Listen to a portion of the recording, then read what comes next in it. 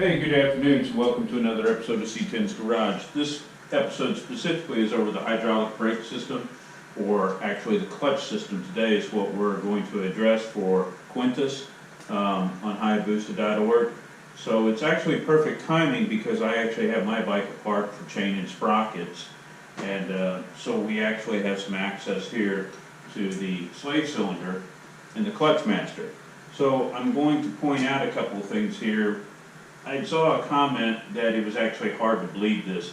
This is actually one of the easiest systems to bleed because it's one line, one piston, actually two pistons because you have a piston up here in the master cylinder that pushes all the fluid to push this piston, which in turn pushes this rod through the motor to release the clutch pack so you can shift gears. So I'm going to bring the camera in to show you a couple of things. There's actually one large piston in here. It has behind this cover here, when you actually remove it, there's a dust seal and then there's a sealing seal. And it pushes the rod here through the motor, which we're going to go over to the other side, which I actually want Quintus to try something and see what he gets.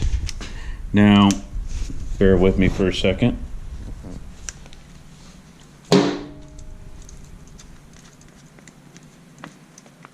So with everything assembled, you can see your clutch pack in here. You can see the steels and fibers. You can see 2 or 3 of them in this hole. I'm going to put a little light on the subject. That may be a little bit too much light for the camera to actually pick up. But actually, you should see when you apply the clutch with the oil fill plug off, you should actually see the pack move just a little bit. It's going to be very small. It's going to be a little gap like that. That's all you're going to see.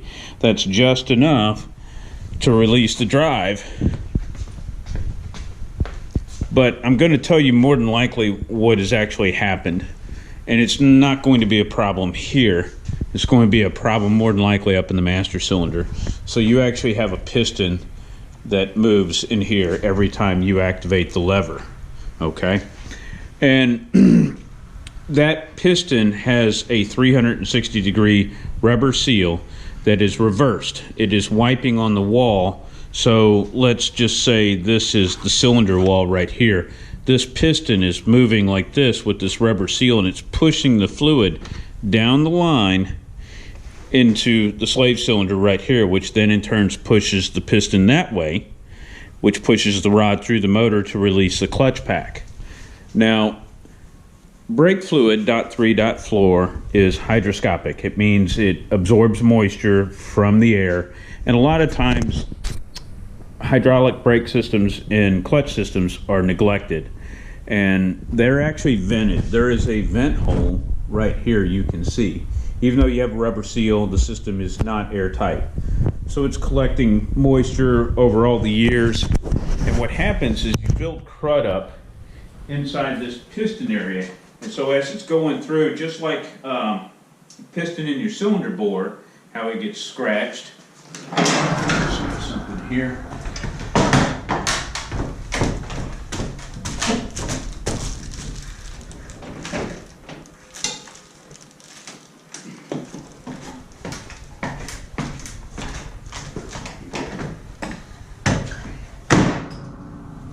We all know that in your engine, if you get a bunch of vertical scratches in the bore or on the piston, on the skirt, that the seals can't seal. So like this engine piston right here, the sealing rings and stuff, they're metal.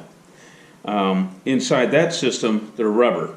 So if the rubber is degraded, damaged, there's vertical scratching inside the bore or on the piston itself, you're not going to be able to push the fluid enough, with enough pressure, to push the slave cylinder piston and push the rod and release the clutch pack. Therefore, you're not going to be able to get into gear when it's under load. So, K&L makes some products where you can rebuild the master cylinder, but usually most people don't have the proper tools to take the cylinder apart and then hone the cylinder and then reassemble it. Usually it's just better to just go ahead and start with a new master cylinder.